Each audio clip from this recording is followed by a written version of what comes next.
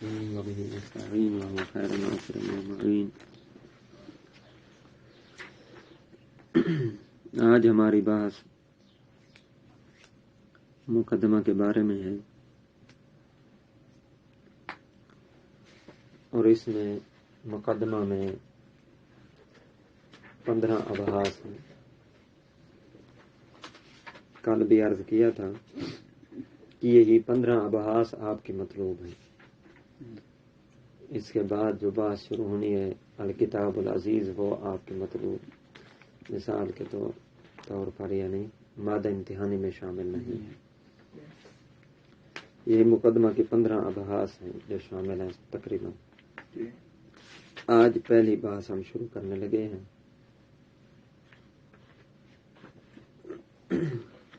قبلہ ایک ہوتا ہے موضوع اور ایک ہوتا ہے محمول مثال کے طور پر، اور ایک ہوتا ہے ان دونوں کے درمیان نسبت. موضوع اور محمول کے درمیان نسبت بھی تو ہوتی ہے نا. مثال کے طور پر الخبر و حجتن، خبر حجت ہے، تو یہاں خبر موضوع ہے اور حجت اس کا محمول ہے. ٹھیک ہے نا. تو ہم نے جو ہماری بحث ہے آج مقدمہ کی جو پہلی بحث ہے، اس میں ہم نے یہی یاد ثابت کرنا ہے کہ اس بحث کا موضوع کیا ہے، تاکہ پھر ہم اس کے محمولات اور لواحقات سے بحث کریں. اس مقصد کا، اس بحث کا موضوع کیا ہے. ٹھیک ہے نا.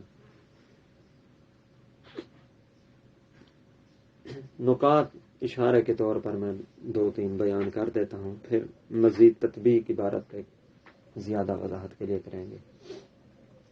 اس موضوع کے بارے میں آج کے درس میں صرف اسی موضوع کے اقوال اور انہی اقوال کے ضمن میں پھر بحث جو بھی ہوئی ہے، مین اقوال ہیں.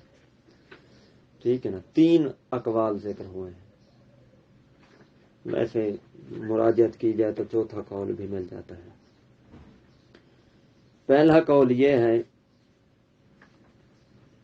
خود مصنف علیہ رحمہ کا، شیخ مظفر علیہ رحمہ کا. وہ فرماتے ہیں اس کا موضوع کل شیء یصلح ان یدعى ثبوت الحکم الشرعی بہ لیکون دلیلا وحجتا علیہ. ہر وہ چیز جو یہ صلاحیت رکھتی ہو کہ اس کے ذریعے حکم شرعی کو ثابت کرنے کا دعویٰ کیا جا سکے، ہر وہ چیز اس کا موضوع ہے. ہر وہ چیز موضوع ہے جس میں یہ صلاحیت اور قدرت ہو کہ اس کے ذریعے حکم شرعی کو ثابت کیا جا سکے. ٹھیک ہے نا جی. تاکہ وہ اس حکم پر دلیل اور حجت بن سکے. یہ ہے مصنف علیہ رحمہ کے نزدیک پہلا قول. دوسرا قول ہے صاحب قوانین، جس کے قائل ہیں مرزا قمی. ٹھیک ہے نا جی. وہ کہتے ہیں کہ اس کا موضوع جو ہے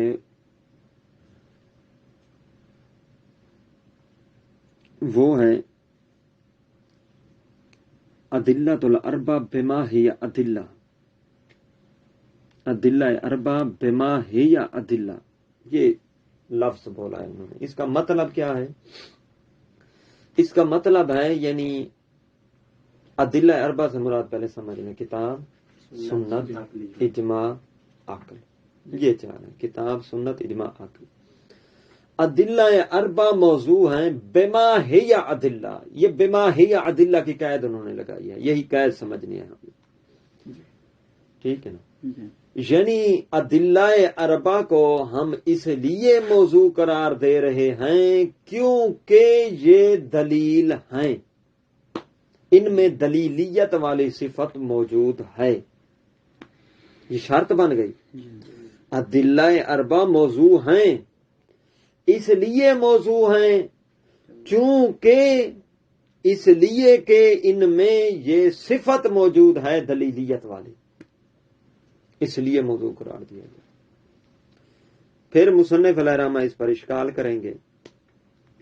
مصنف علیہ رحمہ فرماتے ہیں کہ بابا اس پر اشکال ہے، وہ اشکال یہ ہے کہ اگر ہم ادلہ اربع بما ہی ادلہ مباحث علم اصول کا موضوع قرار دیتے ہیں تو پھر اس موضوع کے ذریعے سے علم اصول کی بہت ساری ابحاث اس سے خارج ہو جائیں گی۔ جب ادلہ اربع یعنی یہی چار دلیلیں بما ہیا صفت دلیلیہ موضوع ہیں تو پھر شہرت خارج ہو گئی، ٹھیک ہے نا جی۔ پھر باقی جو ابحاث استحسان کی بحث خارج ہو گئی، اجماع کی بحث خارج ہو گئی، تعادل تراجی وغیرہ جو ابحاث ہیں یہ تو پھر خارج ہو گئی موضوع سے، ٹھیک ہے نا، لہذا یہ نہیں ہو سکتا۔ اگلے خلاصے کے طور پر بیان کرنا، تیسرا قول صاحب فصول جس کے قائل ہیں وہ کہتے ہیں ادلہ اربع بما ہیا اس کا موضوع ہے، بما ہیا یعنی انہوں نے یہ کہا ہے خود دلیل بما ہیا دلیل حجت ہے، وہ صفت دلیلیت کی قید نہیں لگاتے۔ دیکھیں تھوڑا سا فرق ہے صاحب قوانین کے قول میں اور صاحب فصول کے قول میں۔ صاحب قوانین نے کیا فرمایا تھا؟ ادلہ اربع، توجہ، ادلہ اربع موضوع ہیں اس وصف کے ساتھ کہ دلیلیت والی وصف ان میں پائی جائے، کہ وہ دلیل ہوں۔ صاحب فصول کیا کہتے ہیں؟ نہیں، ادلہ اربع موضوع ہیں بما ہیا بذات ہی، بذاتہا، اپنی ذات کے ساتھ یہ دلیل ہے، بس اس لیے موضوع ہے، وصف دلیلیت ان میں پائی جائے یا نہ پائی جائے۔ اس پر بھی اشکال ہو، اس پر اشکال یہ ہوگا کہ صاحب فصول صاحب مصنف فرماتے ہیں کہ اگر صاحب فصول صاحب سے پوچھا بھی جائے نا کہ صاحب فصول صاحب آپ ان ادلہ اربع کو کیوں موضوع قرار دے رہے ہیں، وہ ان کا پاس جواب صرف یہی ہوگا کہ میں اس لیے موضوع قرار دے رہا ہوں چونکہ یہ دلیل ہے، چونکہ ان میں صفت دلیلیت پائی جاتی ہے۔ جب یہ جواب دے دیں گے تو ہم کہیں گے کہ بلا آپ میں اور صاحب قوانین کے قول میں فرق ہی نہ رہا۔ توجہ ہے یا نہیں؟ اور دوسرا اشکال یہ کریں، واضح ہوا یا نہیں ہوا؟ دوسرا اشکال یہ کہیں گے صاحب فصول صاحب آپ کے نزدیک اگر ادلہ بما ہیا موضوع ہیں تو پھر موضوع کو آپ ادلہ اربع کے ساتھ کیوں مختص کر رہے ہیں؟ آپ کے نزدیک استحسان، قیاس وغیرہ یہ موضوع سے خارج ہیں۔ اگر آپ کے نزدیک ادلہ بما ہیا جس طرح آپ کہہ رہے ہیں، ٹھیک ہے نا، یہی موضوع ہوتا تو استحسان وغیرہ بھی آپ کے موضوع میں شامل ہوتے۔ یہ ابحاث آپ کے موضوع سے خارج ہیں، اس کا مطلب یہ ہے کہ آپ بھی نہ چاہتے ہوئے ادلہ بما ہیا ادلہ کی موضوعیت کے قائل ہیں، جس کے صاحب قوانین قائل۔ چوتھا قول ہے صاحب کفایہ کا۔ صاحب کفایہ کہتے ہیں موضوع کی تحدید کرنا ضروری نہیں ہے، حد بندی موضوع کی کرنا ضروری ہی نہیں ہے، ٹھیک ہے نا، کہ حد بندی کی جائے کہ یہ ادلہ اربع ہیں، بما ہیا ہیں، یا بما ہیا ادلہ ہیں، یا کل شین یصلح، بلکہ وہ کہتے ہیں اشارہ اجمالی کافی ہے موضوع کی طرف، ان کی تحدید کی ضرورت نہیں ہے۔ یہاں 3 اقوال پہ بحث کی گئی اور یہی کچھ ہے، اور اس کے علاوہ کچھ نہیں ہے۔ ان 3 ابحاث پر اشکالات اور تھوڑی انہی کی وضاحت ہے۔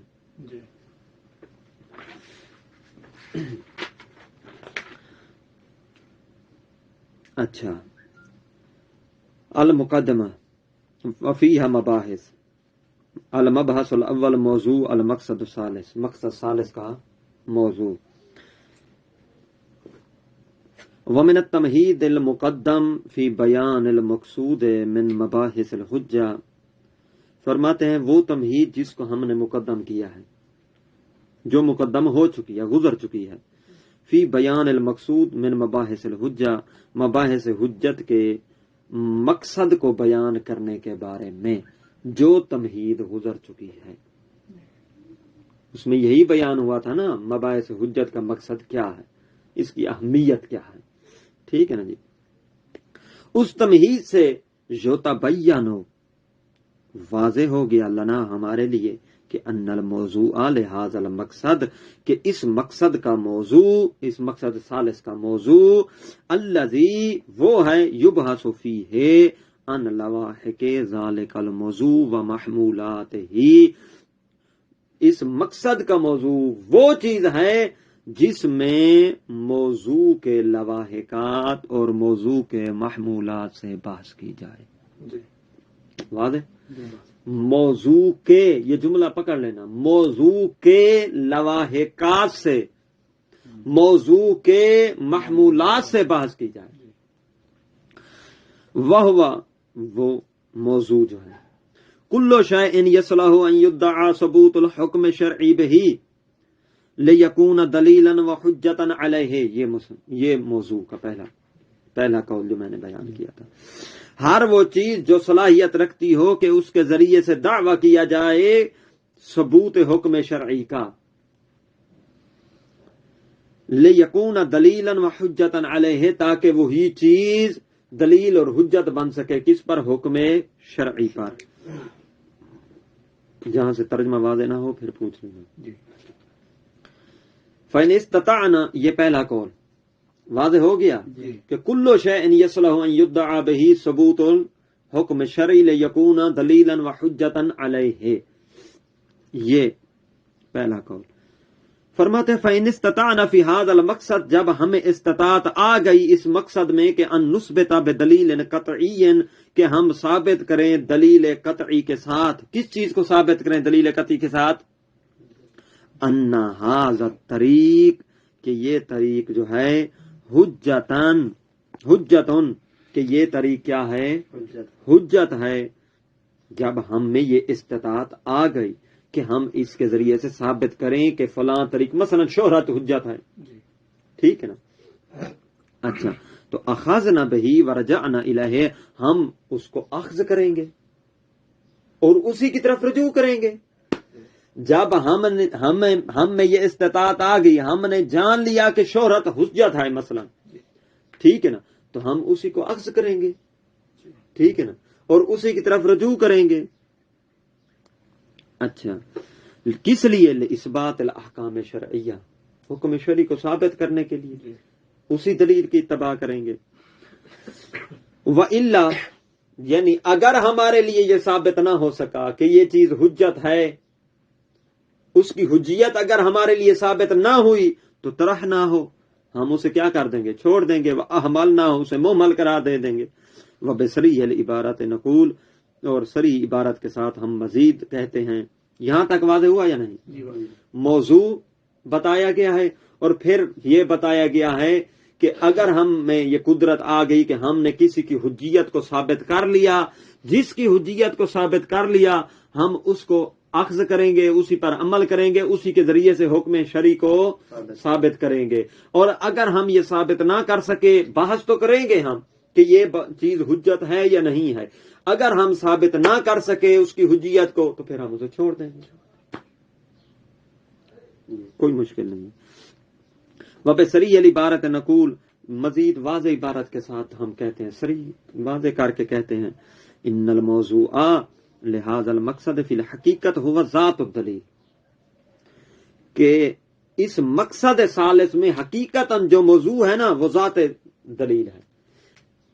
یعنی اگر کتاب ہمارا موضوع ہے تو بعین ہی وہ کتاب، ٹھیک ہے نا؟ اچھا، خود کتاب موضوع ہے، خود سنت موضوع ہے، خود اجماع موضوع ہے، ٹھیک ہے نا؟ بما ہوا فی نفسہ لا بما ہوا دلیل. کتاب موضوع ہے تو خود کتاب موضوع ہے، اس جہت سے موضوع نہیں ہے کہ یہ دلیل ہے اس لیے ہم لے رہے ہیں.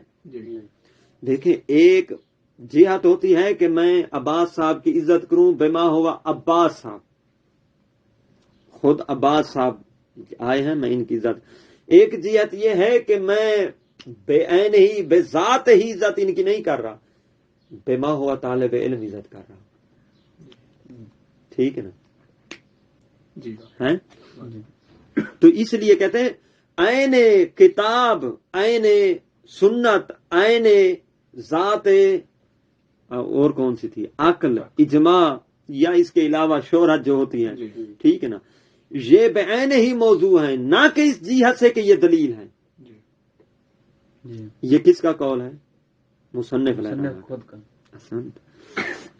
وَأَمَّا مَحْمُولَاتُهُ، بہرحال اس موضوع کے محمولات و لواحقات جو ہیں، الَّتِي نَفْحَصُهَا، جن کے ہم کیا کرتے ہیں، جن کو واضح کرتے ہیں، وَنَبْحَثُ عَنْ، جن کے بارے میں فحص کرتے ہیں، چھان بین، غور و فکر، چھان بین، وَنَبْحَث عَنْهَا، جن کے بارے میں بحث کرتے ہیں، کس لیے؟ لِإِثْبَاتِهَا لَهُ، تاکہ ان محمولات کو ثابت کریں. کس کے لیے؟ لہو، اس موضوع کے لیے.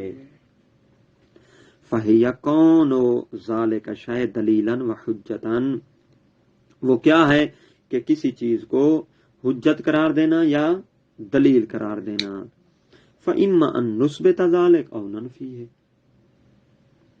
أَوْ نَنْفِيَهُ، یا تو ہم اس کو ثابت، اس کی حجیت اور دلیلیت کو ثابت کر پائیں گے یا اس کی نفی کر دیں گے. ٹھیک ہے نا، دو ہی صورتیں ہیں نا، یہ ثابت نہیں کر پائیں گے. اچھا یہ ختم ہو گیا. اب آگے چلتے ہیں. وہ فرماتے ہیں ولا یصح ان نجعل موضوعه الدلیل بما هو، یہ دوسرے قول کی طرف اب جا رہے ہیں. مصنف رد کر رہے ہیں پہلے سے ہی. فرماتے ٹھیک نہیں ہے، یہ صحیح نہیں ہے کہ ان نجعل موضوعه، ہم اس مقصد ثالث کا موضوع قرار دیں. کس کو؟ الدلیل بما هو دلیل کو. کتاب اس لیے موضوع ہے چونکہ یہ دلیل ہے، سنت اس لیے موضوع ہے چونکہ یہ دلیل ہے. یہ ٹھیک ہے؟ مصنف فرماتے ہیں یہ ٹھیک نہیں ہے. یہ کن کا قول تھا کہ دلیل اس لیے موضوع ہے چونکہ یہ دلیل ہے؟ ہاں، مرزا محقق قمی کا، صاحب قوانین کا. او الحجہ بما ہی، حجہ دلیل موضوع ہے، آئے بصفت کون ہی دلیلا و حجتن، یعنی موضوع اس لیے ہم اس لیے مان رہے ہیں کیونکہ ان میں صفت دلیلیت اور صفت حجیت پائی جاتی ہے. کما نو سے بذالک الی المحقق القمی، خود انہوں نے لکھ دیا ہے کہ یہ قول منسوب کس کی طرف ہے؟ قمی علیہ رحمہ کی طرف. فی کتاب ہی قوانین، فی قوانین ہی، ان کی کتاب قوانین میں. اس جعل موضوع علم الاصول الادلہ الاربع بما ہی ادلہ، محقق قمی علیہ رحمہ نے علم اصول کا موضوع ادلہ اربع کو قرار دیا ہے. بما ہی ادلہ، اس لیے ادلہ اربع موضوع ہیں چونکہ یہ دلیل ہیں، بذات ہی نہیں. اس لیے عزت کرنی ہے چونکہ طالب علم ہے. واضح ہوا یا نہیں؟ یہ دوسرا قول ہو گیا بالکل واضح عبارت میں کہ یہ دوسرا قول کہاں کھڑا ہے اور پہلا کہاں ہے. اب دوسرے قول پر تھوڑا اشکال آ رہا ہے. عبارت میں جزیات آپ کے لیے، اصل یہ ہے کہ جزیات واضح ہو جانی چاہیے کہ کون سی چیز کہاں پر موجود ہے. ٹھیک ہے نا جی. اب شروع ہونے والا ہے کیا؟ اس دوسرے قول پر مصنف کا اشکال. مصنف صاحب آپ نے جو کہا ہے لا جیسے، یہ دوسرا قول ٹھیک نہیں ہے. کیوں تو پوچھنا پڑے گا نا مصنف علیہ رحمہ سے. مصنف فرماتے ہیں وَلَوْ كَانَ الْأَمْرُ كَمَا ذَهَبَ إِلَيْهِ، یہ شروع ہو رہا ہے اشکال اس قول پر. فرماتے ہیں اگر امر یہی ہے، اسی بات کو مان لیا جائے کما ذهب الیہ، جس کی طرف محقق قمی گئے ہیں، تو کیا اشکال لازم آئے گا؟ یہ شروع اللہ واجب ان تخرج مسائل هذا المقصد كلها عن علم الاصول، تو اس مقصد کے سارے مسائل علم اصول سے خارج ہو جائیں گے. یہ مشکل پیش آئے گی، یہی مشکل آپ نے لکھنی ہوگی کہ صاحب قوانین کا قول کیوں ٹھیک نہیں ہے، یہ مشکل پیش آتی ہے۔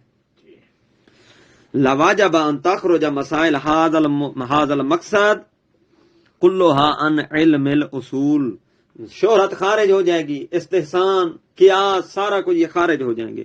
لأنها تكون حينئذ من مبادئ التصوریہ، کیونکہ علم اصول پھر ہو جائے گا اس وقت مبادئ، اس کے موضوعات ہو جائیں گے مبادئ تصوریہ میں سے، لا من مسائل ہی و لواحقات ہی، ٹھیک ہے، نہ کہ اس کے مسائل میں سے۔ یہ ایک تعبیر آئی ہے مبادئ تصوریہ،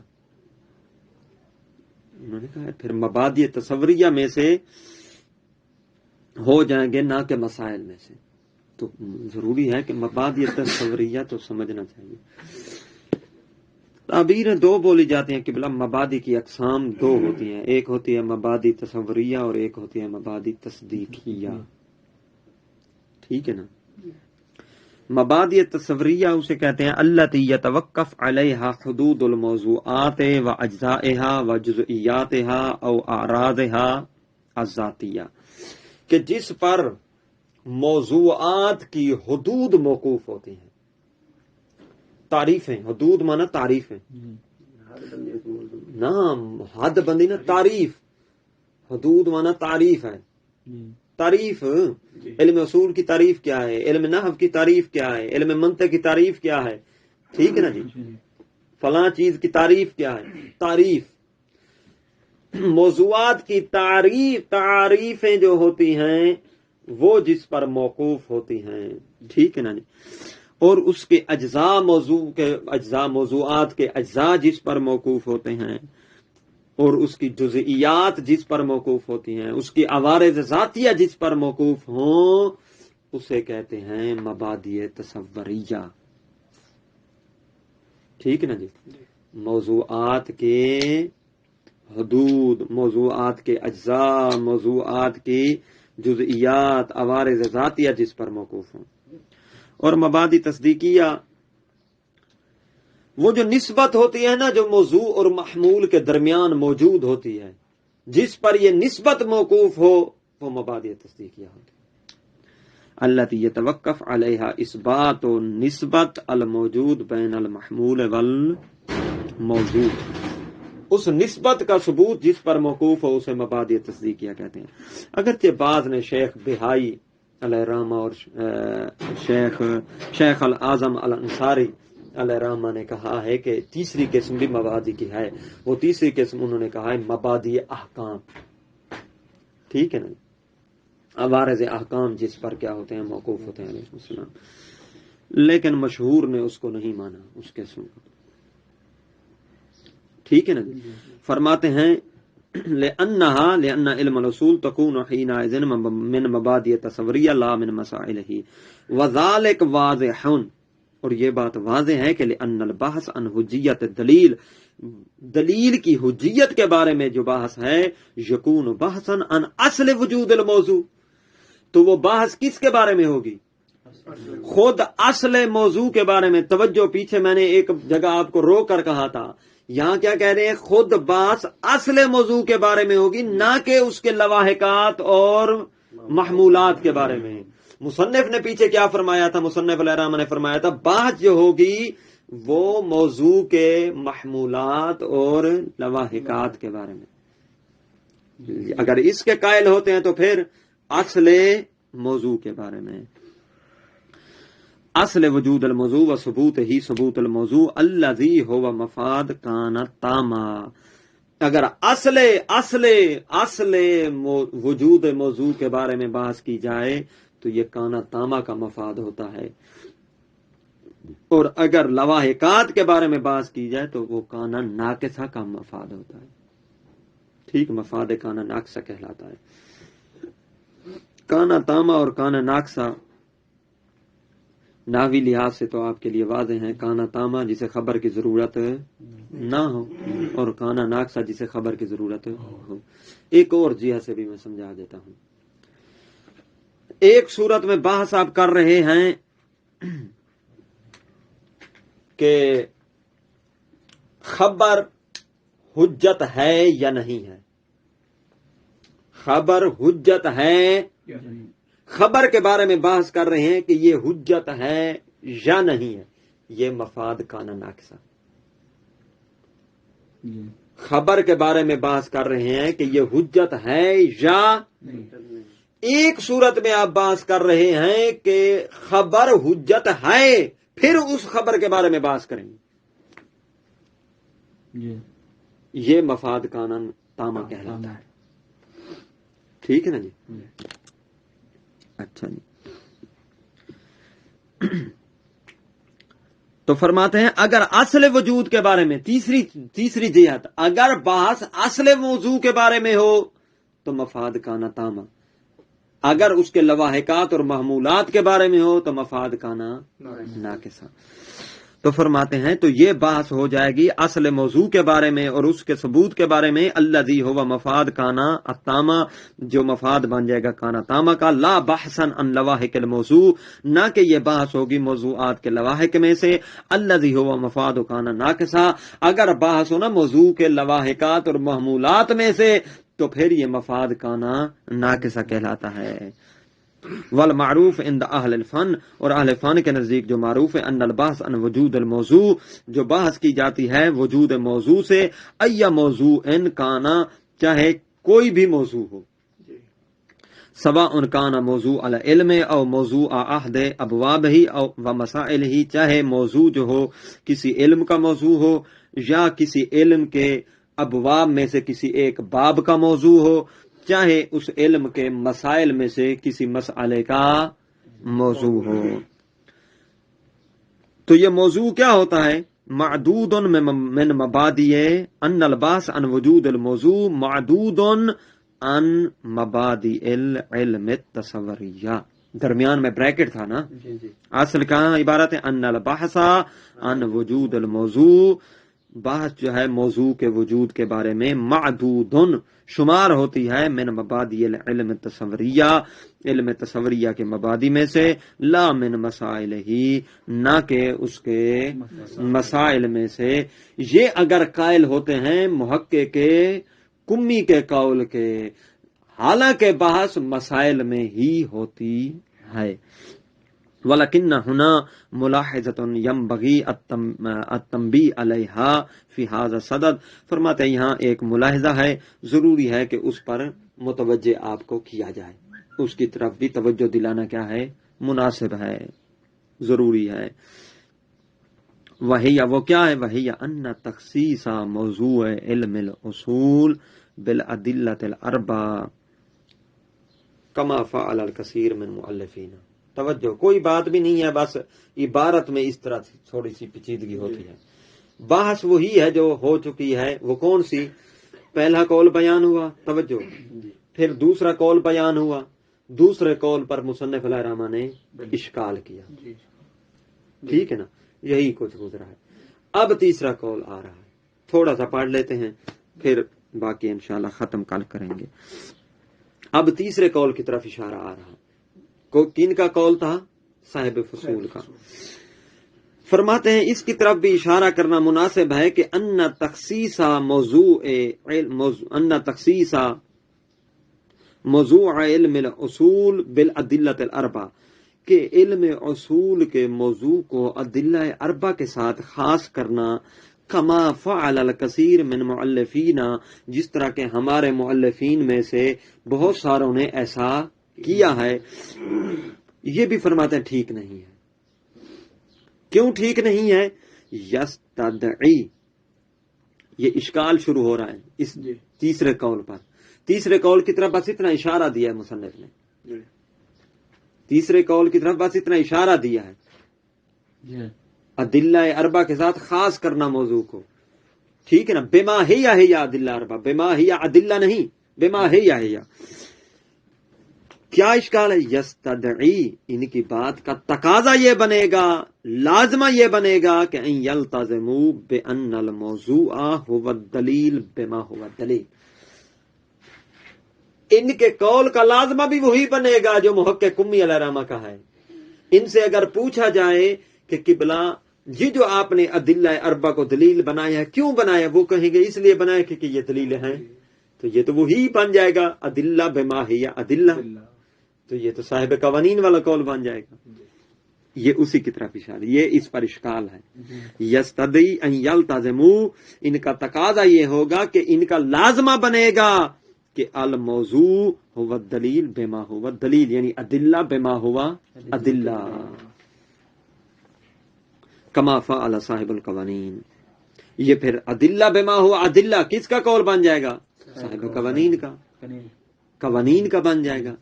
ٹھیک ہے نا جی. وذالک لأن هؤلاء لما خص، یہ کیسے؟ اب مصنف علیہ رحمہ سے ہم پوچھتے ہیں، یہ چھوٹی چھوٹی اس لیے یہ جو نکات بیان کر رہا ہوں اس کی طرف متوجہ رہیں. مصنف علیہ رحمہ نے کیا اعتراض کیا ہے صاحب فصول پر؟ قبلہ صاحب فصول صاحب، آپ کے قول کا لازمہ سیم وہی بنتا ہے جو صاحب قوانین کا ہے. ٹھیک ہے نا، آپ نے بما ہی ادلہ آگے لفظ نہیں کہا لیکن لازمہ وہی بنتا ہے بما ہی ادلہ. ہم کہیں گے مصنف علیہ رحمہ صاحب آپ سمجھائیں کیسے لازمہ بنتا ہے. جی یہ سمجھا رہے ہیں مصنف علیہ رحمہ. فرماتے ہیں لأن هؤلاء لما خصصوا الموضوع بهذه الاربع، جب انہوں نے یعنی صاحب فصول وغیرہ اور باقی جو علماء ہیں جنہوں نے ادلہ اربع کے ساتھ موضوع کو خاص قرار دیا ہے، جب یہ ادلہ اربع کے ساتھ خاص قرار دیتے ہیں، لما خصصوا الموضوع، جب انہوں نے موضوع کو خاص قرار دیا ادلہ اربع کے ساتھ، انما خصصوه بها، انہوں نے تخصیص قرار دے دی موضوع کو کس کے ساتھ؟ بہا، ان چار کے ساتھ. لأنها معلومۃ الحجیت، اس لیے ان چار کے ساتھ موضوع کو خاص قرار دیتے ہیں کیونکہ یہ معلومۃ الحجیہ ہیں. یہ چار ان چار کی حجیت کیا ہے؟ ثابت ہے، ان کی دلیلیت ثابت ہے. عندہم، انہی کثیر کے نزدیک جن میں سے صاحب فصول ہیں. جب اسی طرح ہے یہ موضوع اس لیے قرار دیتے ہیں کہ ان کی دلیلیت ثابت ہے، ان کی حجیت ثابت ہے، تو فلا بد انہم، پس ضروری ہے کہ انہم لاحظوها موضوعا للعلم بما ہی ادلہ، چاہے وہ سمجھیں یا نہ سمجھیں ان کی قول کا لازمہ یہی بنتا ہے کہ انہوں نے لاحظوها ان ادلہ اربع کا ملاحظہ کیا ہے، ان کو موضوع قرار دیا علم کے لیے، کس بنا پر؟ بما ہی ادلہ، نہ چاہتے ہوئے بھی بما ہی ادلہ کی قید لگا چکے ہیں. ٹھیک ہے نا، لا بما ہی بلکہ یہ بما ہی ادلہ کے قید ہو چکے ہیں. وَإِلَّا، یہ شیخ مظفر علیہ رحمہ فرماتے ہیں الا، اگر ایسا نہ ہو، ٹھیک ہے نا، اگر بما ہی قرار دیتے اور بما ہی ادلہ قرار نہ دیتے تو لجعل الموضوع شاملا لها ولغیرها، تو یہ موضوع کو، توجہ یہیں پر ایک جملہ سنیے اگر رک کر. مصنف علیہ رحمہ سے کہتے ہیں کہ بلا آپ اتنے اطمینان سے کیوں کہہ رہے ہیں کہ ان کے نزدیک، ان کثیر فقہا کے علماء کے نزدیک، بالخصوص صاحب فصول کے نزدیک ادلہ بما ہی ادلہ موضوع ہیں، جبکہ انہوں نے خود نہیں کہا، آپ کہہ رہے ہیں ان کے نزدیک ایسے ہی ہے. کیوں؟ ٹھیک ہے نا جی. تو مصنف فرماتے ہیں اگر ان کے نزدیک ادلہ بما ہی ادلہ موضوع نہ ہوتی اور ادلہ بما ہی عام موضوع ہوتی تو پھر یہ موضوع کو ان چار دلیلوں کے ساتھ مختص نہ کرتے بلکہ یہ عام کر دیتے، استحسان کو بھی، قیاس کو بھی، وغیرہ وغیرہ کو. توجہ ہے نا. الا، یعنی اگر ایسا نہ ہوتا، اگر ان کے نزدیک بما ہی ادلہ موضوع نہ ہوتا بلکہ بما ہی ہوتا تو لجعل الموضوع شاملا لها، تو یہ موضوع کو قرار دیتے ایسا کہ یہ موضوع شامل ہوتا لہا، ان چار کو بھی، ولغیرها کو بھی. مما ہوا غیر معتبر عندہم، غیرها کون ہے؟ وہ چیزیں جو ان کے نزدیک معتبر نہیں ہیں.